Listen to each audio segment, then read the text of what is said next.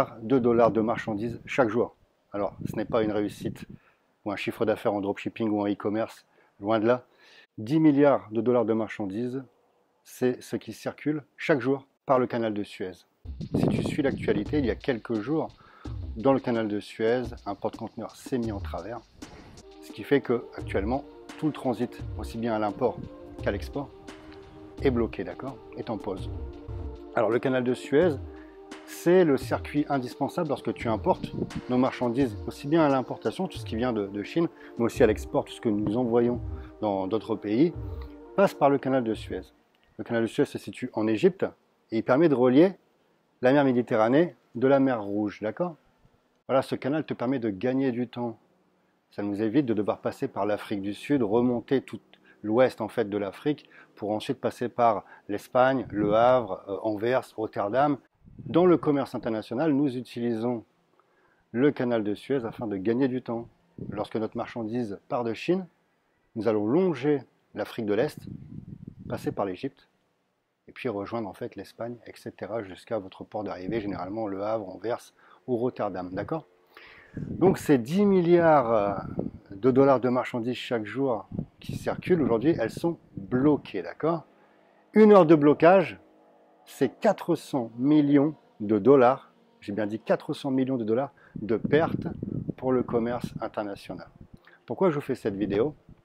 C'est pour que vous puissiez vous rendre compte à quel point l'import et aussi l'export sont des business indispensables dans notre économie mondiale. D'accord, nous l'avons vu avec le Covid, nous avons vu les besoins que nous avions d'importer de la marchandise, mais il faut savoir que peu importe d'ailleurs l'augmentation du fret maritime ou pas, le business de l'import-export tourne à plein régime. Donc si tu es intéressé par le e-commerce, je vais te donner un conseil, d'accord? Il y a deux savoirs pour ma part à connaître si tu veux réussir aujourd'hui dans le business, dans le e-commerce. Le premier savoir, c'est celui des anciens. C'est moi qui le surnomme comme ça en fait.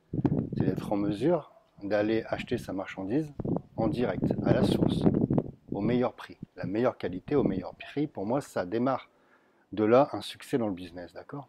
Et ensuite, être en mesure d'utiliser les technologies que l'on a à notre portée, à notre disponibilité, d'accord? C'est-à-dire le e-commerce et tout le marketing qui va avec. Si tu es capable d'allier les deux, d'ouvrir ton mindset, de ne pas simplement écouter ce que tu peux voir sur le net, d'accord? Si tu veux réussir dans le business, tu dois être capable de faire de l'import-export, d'acheter ta marchandise, d'accord? D'aller en direct. Et ensuite, tu dois être capable de vendre en national, même à l'international. Mais sans d'ailleurs sous-estimer l'importance aussi du local, d'accord? On doit avoir plusieurs canaux de distribution pour réussir dans le e-commerce et dans le commerce en général. Mais ça, je ne vais pas trop m'attarder non plus sur les stratégies à emprunter pour réussir dans le business. Mais ce que je tiens à te dire, et ce qui est très important, c'est que tu ne dois pas simplement regarder ce que tu vois sur Internet, d'accord? On va t'annoncer des millions en 24 heures, etc. grâce au dropshipping. Ça, pour ma part, c'est qu'une goutte d'eau dans le business, d'accord? L'économie mondiale tourne grâce à l'import-export. Si tu veux réussir dans le e-commerce, tu dois réussir à te lancer également dans l'import-export, à importer ta marchandise, d'accord? Le stock, contrairement à ce que l'on va dire, beaucoup de gens, beaucoup de personnes qui ne sont pas dans le business vont te dire le stock, ça coûte de l'argent. Non, le stock, ça ne coûte pas de l'argent. Le stock, c'est un investissement. Et je vais te prouver d'ailleurs que le stock, ça ne coûte pas de l'argent. Parce que si tu as acheté ton stock, par exemple, il y a 1 an et demi, 2 ans, avant l'augmentation du fret maritime, que tu as stocké ta marchandise, donc tu as acheté ta marchandise, tu as stocké ta marchandise, tu as investi dans de la marchandise. Et certains vont te dire, oui, mais la marchandise, elle peut perdre de l'argent ou c'est de l'argent qui dort. Non, c'est un investissement.